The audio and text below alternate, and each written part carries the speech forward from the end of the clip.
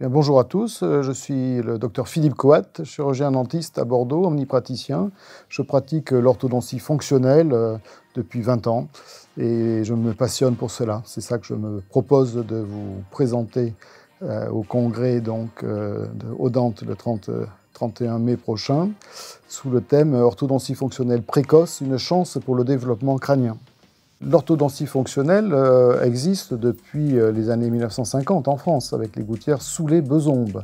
Donc aujourd'hui, nous sommes avec des appareils qui sont une évolution des gouttières historiques. Évidemment, c'est de l'abord de l'orthodontie. On est là pour faire de l'alignement dentaire. Mais surtout, dans l'orthodontie fonctionnelle, nous ne faisons pas d'esthétique. Ça ne nous intéresse pas. Ce que nous voulons, c'est de la stabilité.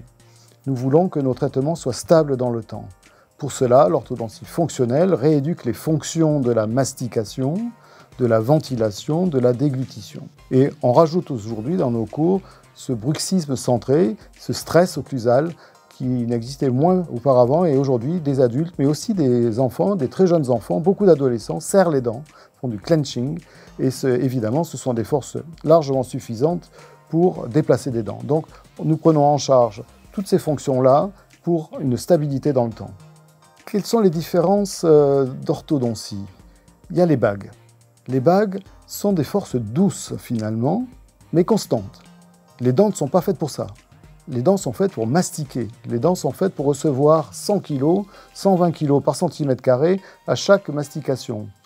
Et tout le reste de la journée, normalement, les dents ne se touchent pas. Elles se touchent 20 minutes par 24 heures, 1 seconde et demie à peu près à chaque déglutition. On cale la mâchoire pour déglutir, pour ne pas faire de fausse route. Donc ça, c'est la norme. Donc nous avons ces bagues qui ont des forces continues.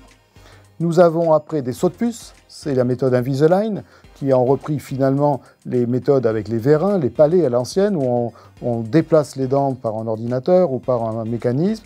On porte une gouttière 2 semaines, et puis 2 semaines après, on fait une gouttière un peu différente, en saut-de-puce, les dents suivent, les dents suivent, les dents suivent. L'orthodontie fonctionnelle, elle, ce n'est pas tellement une médecine douce, je trouve, parce qu'on va se servir de la force de nos patients, des centaines de kilos, mais peu de temps. Donc on est très proche de la nature.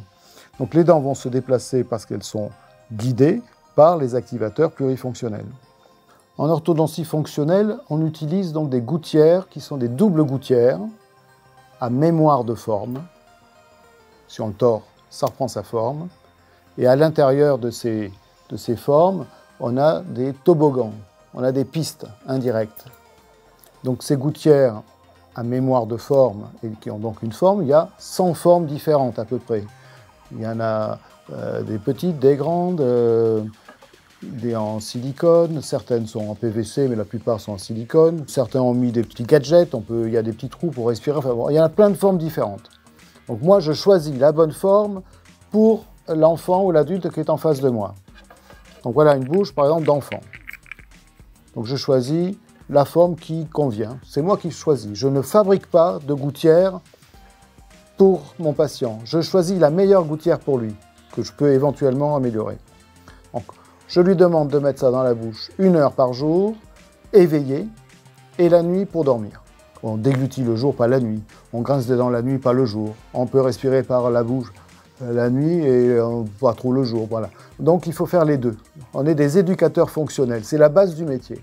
L'orthodontie fonctionnelle, tout le monde sait qu'il vaut mieux mastiquer tant à droite qu'à gauche, qu'il vaut mieux respirer par le nez et mettre la langue au palais quand on déglutit. Il y a une espèce de domaine intuitif de base qu'on a pu approuver. Il suffit de regarder l'anatomie. Mais maintenant, on veut prouver des choses plus intéressantes. Alors, moi, j'aime bien commencer à 4 ans, mais dans le grand public, les ostéopathes, les ORL peuvent prescrire des machouillous à partir de 1 an et demi, 2 ans.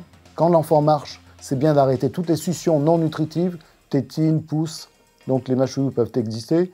Ça, c'est pas cher en pharmacie. Au cabinet, 4 ans, je commence, c'est pas mal. C'est-à-dire avant 6 ans, c'est-à-dire avant que les dents ne commencent à tomber. C'est mieux d'être avant que ça tombe, de préparer la bouche avant que les dents d'adulte arrivent. C'est évident. Après 8 ans, c'est pas mal. 8 ans, l'enfant, il a perdu 8 dents. Il a les 4 incisives du bas, les 4 incisives du haut qui sont tombés, les 4 qui sont sortis, et ça ne bouge plus. C'est-à-dire que pendant 2 ans, il n'y a plus de dents qui tombent. Donc on a 2 ans devant nous pour bien aligner les 4 du haut, les 4 du bas, et surtout bien repositionner cette mâchoire. Je vous donne donc rendez-vous les 30 et 31 mai prochains à Toulouse pour le congrès d'Odonte. À bientôt.